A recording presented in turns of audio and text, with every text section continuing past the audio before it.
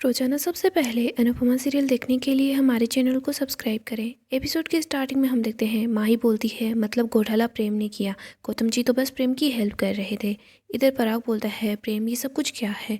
प्रेम बोलता है पापा मैं आपको बताने ही वाला था। पराग बोलता है लेकिन बताया तो नहीं ना। इधर गौतम बोलता है पापा प्लीज़ आप गुस्सा मत करो। प्रेम ने उस टाइम पर कंपनी के अकाउंट से पैसे निकाले थे लेकिन मैंने उन पैसों को नहीं डूबने दिया। हम नहीं चाहते थे कि घर में पहले से प्रॉब्लम है और आपको और ज़्यादा परेशान कर दे, इसीलिए हमने आपको कुछ नहीं बताया। डैड मैंने कुछ इन्वेस्टमेंट कर रखी थी, मैंने वही सारे पैसे कंपनी के अकाउंट में डाल दिए ताकि मैं लॉस को एडजस्ट कर पाऊँ। अगर आपको मुझ पर ट्रस्ट नहीं है तो आप क्रॉस चेक कर सकते हैं। इधर माही बोलती है राही हो गई ना तसल्ली, अब तो पता चल गया है ना कि किसके पति ने घोटाला किया है। प्रेम बोलता है आई एम सॉरी। इधर पराग को गुस्सा आता है। पराग बोलता है सॉरी। सॉरी किस चीज़ के लिए? इतनी बड़ी अमाउंट मुझसे पूछे बगैर कंपनी के अकाउंट से निकालने के लिए, तुम्हारी पत्नी और तुम्हारे साले की बदतमीजी के लिए, या फिर मुझसे इतनी बड़ी बात छुपाने के लिए? मोटिवा बोलती है हम दूसरे को ही क्या बोलते जब खुद का सिक्का ही खोटा निकले। इधर पराग बोलता है प्रेम मैं ही बेवकूफ़ था जो तेरे सपनों को पूरा करने के लिए चला था, और मैंने अपने दामाद को अपना बेटा समझा और अपने बेटे को अपने दिल का टुकड़ा समझा। तुम दोनों ने मिलकर मेरा दिल ही तोड़ दिया। और रही तुम, अगर तुम्हारे हाथ में माचिस होती ना तो मैं माचिस को छीन भी लेता। तुम तो बिना वजह ही आग लगा रही हो। जहाँ गलती तुम्हारे पति की है वहाँ पर तुम दूसरे पर उंगली उठा रही हो, गौतम की इज्जत उछालने में लगी हुई हो। मोटिवा बोलती है राही बिल्कुल अपनी माँ पर गई है। दुनिया तो बात पर तमाशा करती है लेकिन ये दोनों माँ बेटी है ना, बिना बात के ही तमाशा लगा देती है। मोटिवा बोलती है अंश इस घर का दामाद है और राही तुम इस घर की बहू हो। हम लोगों ने तुम लोगों को अपना मान लिया लेकिन तुम लोगों ने अभी तक हमें अपनाया नहीं। राही तुम बात बात पर अपने ससुराल में हर तमाशा क्रिएट करती रहती हो। तुम्हारी माँ ने तुम्हें यही संस्कार दिए हैं क्या? राही तो बहुत ही ज़्यादा दुखी हो जाती है। राही देखती है अनुपमा वहाँ आ गई है। वो बोलती है मम्मी। अनुपमा वहाँ से जा रही होती है लेकिन तभी मोटिवा बोलती है आइए अनुपमा जी, आपने तो सुन ही लिया होगा ना कि आपकी बेटी ने और आपके पोते ने यहाँ पर कितना बड़ा तमाशा लगाया है। पराग बोलता है कि राही और अंश ने सोचा होगा कि ये ईशानी और परी से पीछे कैसे रह जाए। इधर माही अनु के पास आती है, अनु का हाथ पकड़कर उसे अंदर की तरफ ले आती है। वो बोलती है आइए अनुमा देखिए ना, आपकी लाडली बेटी ने कैसे सब कुछ बर्बाद कर दिया। आज मेरी शादी के बाद पहली रसोई का दिन था लेकिन आपकी बेटी ने सब लोगों का मुंह कड़वा कर दिया। पराग बोलता है कि माँ बाप ये सोचते हैं कि बच्चा बड़ा हो गया है तो हमारे बच्चे हमारी लाठी बनेंगे, लेकिन मैं तो वो बाप हूँ जिसकी लाठी ने ही उसे ठोकर मारी है। पराग बोलता है प्रेम तू एक बार अनुपमा जी की कठपुतली क्या बन गया, तू अपने बाप को ही भूल गया। तुझे इनकी 2 कौड़ी की रसोई में नौकरी करना मंजूर था लेकिन अपने बाप का हीरो का बिजनेस संभालना मंजूर नहीं था। प्रेम तू इनका दामाद तो बन गया लेकिन इन लोगों ने तो तुझे नौकर बना कर रखा हुआ है। इधर मोटिवा बोलती है माही है ना, वो बहू से बेटी बन गई और गौतम जी पराये होकर भी अपने बन गए, लेकिन अंश से ना तो इस घर का दामाद बना जा रहा है और ना ही राही से इस घर की बहू बना जा रहा है। अनुपमा जी बंद घड़ी है ना, वो दिन में 2 बार सही टाइम दिखाती है लेकिन आपके बच्चे हैं ना, ये बिल्कुल आप पर गए हैं। आपकी तरह कभी कुछ भी ठीक नहीं करते। राही बोलती है मोटिवा मम्मी की कोई गलती नहीं है। इधर गौतम सबके सामने आता है, हाथ जोड़ रहा होता है प्लीज़ सभी लोग शांत हो जाइए। गौतम बोलता है डैड प्रेम की इन सब में कोई भी गलती नहीं है, ये आपको सरप्राइज़ देना चाहता था, इसे नहीं पता था कि पैसे डूब जाएंगे। प्लीज़ डैड इन लोगों को माफ़ कर दीजिए। पराग बोलता है नहीं गौतम जी, हमें माफ़ी तो आपसे मांगनी चाहिए। इधर मोटिवा भी बोलती है हाँ गौतम जी, इन दोनों की बदतमीजी के लिए प्लीज़ इनको माफ़ कर दीजिए, इनकी तरफ से हम आपसे माफ़ी मांगते हैं।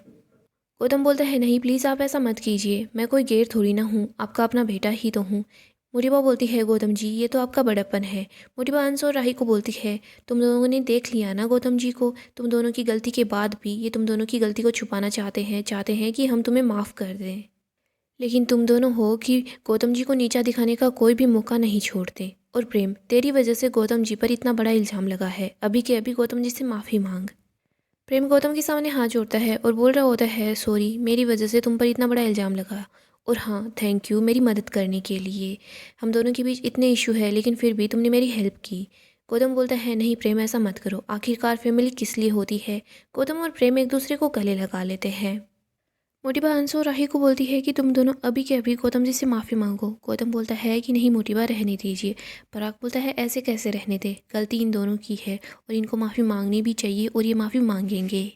गौतम बोलता है रहने दीजिए डैड। इधर प्रेम राही को बोलता है राही मैंने तुमसे कितनी बार बोला लेकिन तुमने मेरी एक नहीं सुनी। राही बोलती है प्रेम अगर तुम मुझे बताते तो मैं तुम्हारी बात सुनती। मैंने तुमसे कितनी बार पूछा कि क्या प्रॉब्लम है मुझे बता दो, लेकिन तुमने मुझे कुछ नहीं बताया। प्रेम को बहुत गुस्सा आता है। वो राही को बोलता है अगर अब पता चल गया है तो कम से कम अभी चुप रह जाओ। मैंने तुमसे उस टाइम पर बोला था कि मैं और गौतम दोनों पापा से बात कर लेंगे, लेकिन नहीं, तुम्हें तो बात का बतंगड़ बनाना था। तुम्हें ढिंढोरा जो पीटना था कि यहाँ क्या हो रहा है। राही तुमने अपने पति के बजाय अपने भाई की बात सुनी, और अंश तुझे तो बस मौका चाहिए था गौतम को नीचा दिखाने का। तूने बस छोटी सी बात सुन ली और तुमने अपनी बहन के कान भर दिए। तुम दोनों को मैंने बोला था कि मैं अपने आप से बात कर लूँगा। राही तुम्हारे चक्कर में मैं पागल हो गया। मैं अपने परिवार से ही झगड़ रहा था, तुम्हारे आगे पीछे घूमता रहा। किस लिए? सिर्फ तुम्हारे लिए कि तुम मेरे साथ क्या कर रही हो। और आज तुमने क्या किया राही? तुमने मुझे सबके सामने जलील कर दिया। इधर अनु को याद आता है कि कैसे वनराज उस पर चिल्लाता था, वैसे ही प्रेम आज राही पर चिल्ला रहा है। अनुपमा बोलती है प्रेम मेरी बेटी पर ऐसे मत चिल्लाओ, मैं तुम्हारे सामने हाथ जोड़ती हूँ, ऐसे बात मत करो, शांत हो जाओ। तुम दोनों कितने समझदार हो, तुम लोग ऐसे क्यों झगड़ रहे हो?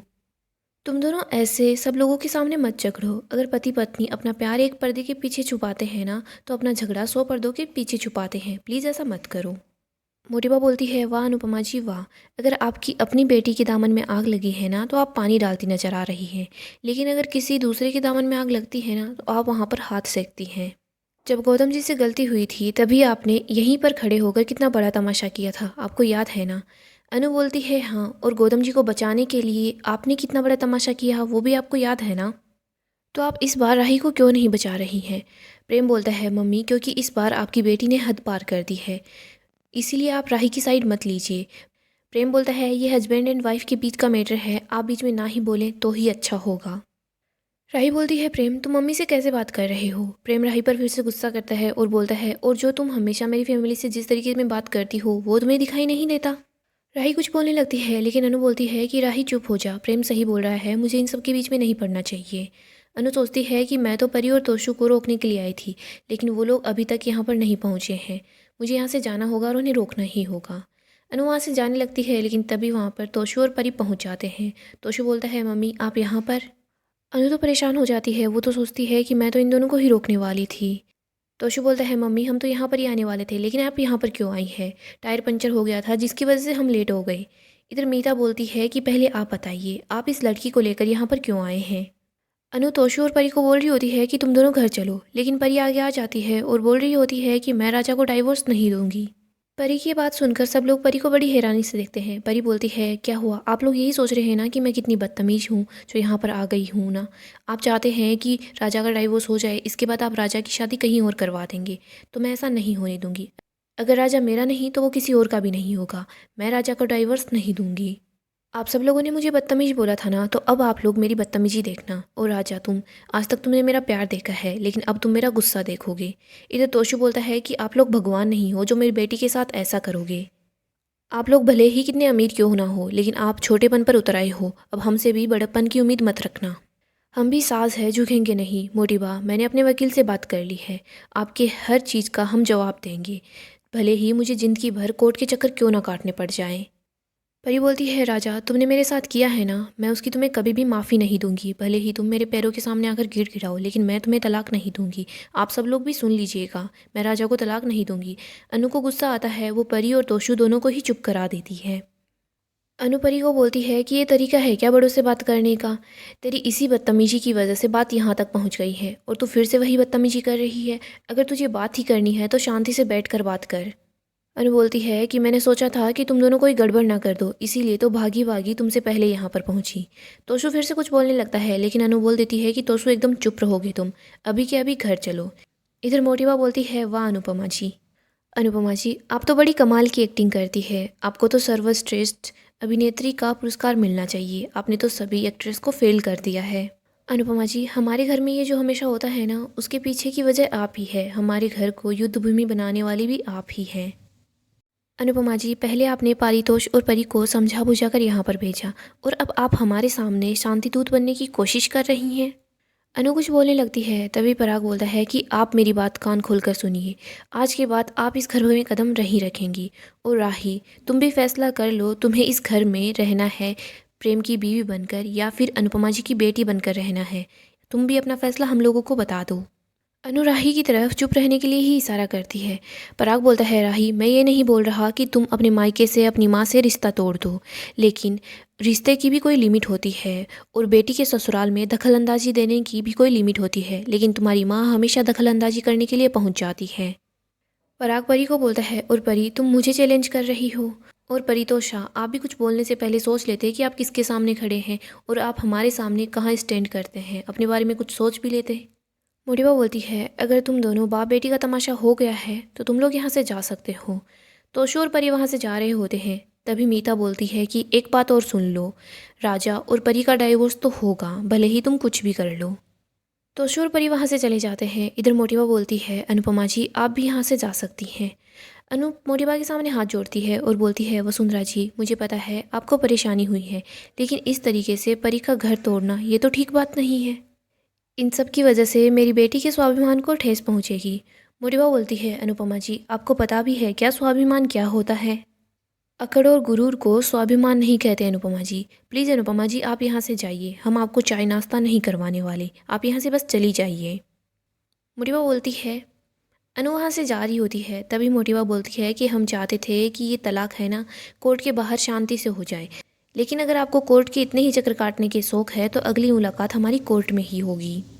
प्रेम बोलता है, राही तुम भी सुन लो और समझ लो, आज के बाद हमारे बीच की बातें और हमारे घर की बातें बाहर नहीं जानी चाहिए। राही कुछ नहीं बोलती, वो बहुत ही ज़्यादा अपसेट हो जाती है। अंश बोलता है, प्रेम गलती राही की नहीं है, गलतफहमी मुझे हुई थी, लेकिन मैं अब भी यही बोलूँगा कि ये गौतम सुधरा नहीं है। आपको एक दिन इस बात का यकीन ज़रूर होगा, लेकिन तब तक आपके सामने इसकी सच्चाई आ जाएगी और इसे जो कुछ करना होगा ये वो कर लेगा। माही बीच में आती है, अंश को धक्का मारती है और बोलती है कि अंश बस कर दे। अंश बोलता है कि माही तूने मुझे धक्का दिया? माही बोलती है, हाँ मैंने तुझे धक्का दिया। माही फिर से अंश को धक्का मारने लग जाती है। माही बार बार अंश को धक्का मारती है। हम देखते हैं प्रार्थना पीछे की साइड से आती है, तभी अंश का धक्का प्रार्थना को लग जाता है। प्रार्थना गिरने वाली होती है, लेकिन गौतम प्रार्थना को बचा लेता है। अंश प्रार्थना के पास आता है, प्रार्थना को बोलता है, प्रार्थना तुम्हें लगी तो नहीं? इधर हम देखते हैं गौतम अंश को थप्पड़ मार देता है। गौतम याद करता है कि कैसे अनुपमा ने गौतम को थप्पड़ मारा था। गौतम जल्दी से अंश के पास जाता है और बोलता है, सॉरी अंश सॉरी, लेकिन तुम्हें प्रार्थना को धक्का नहीं मारना चाहिए था। मेरे बच्चे को कुछ हो जाता तो तुम्हें प्रार्थना को प्रोटेक्ट करना चाहिए, ना कि उसे ऐसे धक्का मारना चाहिए। अंश बोलता है, मैंने जानबूझकर कुछ भी नहीं किया। इधर गौतम बोलता है, अंश तुम्हें अपने गुस्से पर कंट्रोल रखना चाहिए। आज तुमने प्रार्थना को धक्का मारा, कल को तुम अगर कुछ और कर दोगे तो? अंश, अगर मैं प्रार्थना को नहीं बचाता तो मेरे बच्चे और प्रार्थना दोनों की जान जा सकती थी। गौतम बोलता है, अंश अब तक मैं चुप था क्योंकि प्रार्थना चाहती थी कि वो तुम्हारे साथ रहे और बच्चे पर सिर्फ तुम्हारा हक हो, लेकिन मैं अब चुप नहीं रहूँगा क्योंकि मैं नहीं चाहता कि मेरे बच्चे को कुछ भी हो। अंश, अब तक तुम मुझ पर गुस्सा निकाल रहे थे, मैं बर्दाश्त कर रहा था, लेकिन गुस्सा तुम बच्चे पर निकालोगे ना तो ये बात मैं बर्दाश्त नहीं करूँगा। अगर मेरे बच्चे को कुछ भी हुआ ना तो मैं दुनिया में आग लगा दूँगा। अनुपमा बोलती है कि अपनी नौटंकी बंद कर दो। गौतम बोलता है, नहीं अनुपमा जी, अंश का कोई हक नहीं बनता कि ये मेरे बच्चे को और प्रार्थना को नुकसान पहुँचाए। अंश प्रार्थना के पास आता है, प्रार्थना को बोलता है, प्रार्थना तुम्हें पता है ना मैंने जानबूझकर कुछ भी नहीं किया, वो माही मुझे धक्का मार रही थी, मेरा बस रिफ्लेक्शन था, मुझे पता नहीं था तुम पीछे खड़ी हो। हम देखते हैं प्रार्थना अंश से दूर हो जाती है। अंश बोलता है, प्रार्थना तुम समझ रही हो ना, जितना प्यार तुम इस बच्चे से करती हो मैं ही उतना प्यार इस बच्चे से करता हूँ, तुम मेरी बात समझने की कोशिश करो। धक्का गलती से लग गया था। प्रार्थना बोलती है, गलती से धक्का मुझे ही क्यों लगा, माही को क्यों नहीं लगा? अंश, तुम्हें माही पुश कर रही थी, फिर तुमने मुझे पुश क्यों किया? अंश बोलता है, मैंने ऐसा कुछ भी नहीं किया। गाइस, डेली अपडेट के लिए आप हमारे चैनल को सब्सक्राइब करें, साथ ही साथ वीडियो को भी लाइक कर दें। आने वाले एपिसोड में हम देखेंगे पराग को बहुत ज़्यादा गुस्सा आता है, वो अंश की कॉलर पकड़ता है। इधर अंश बोल रहा होता है, पापा मैंने कुछ भी जानबूझकर नहीं किया, मेरी बात तो समझिए। लेकिन हम देखते हैं पराग अंश की कोई बात नहीं सुनता, वो अंश को धक्के मारकर घर से बाहर निकाल देता है। इधर गौतम याद करता है कि ऐसे ही पराग ने मुझे यहाँ से धक्के मारकर बाहर निकाला था। अनुपमा पराग को रोकने की कोशिश करती है, लेकिन पराग किसी की कोई भी बात नहीं सुनता। अंश बाहर जाकर गिरता है। हम देखते हैं पराग अनुपमा को बोलता है, अनुपमा जी अपने पोते को यहाँ से लीजिए और यहाँ से इसे ले जाइए। आगे से याद रखिएगा, हमारे घर की तरफ मुंह भी मत कीजिएगा। यहाँ तो आने की बात दूर है, यहाँ आने के बारे में सोचना भी नहीं।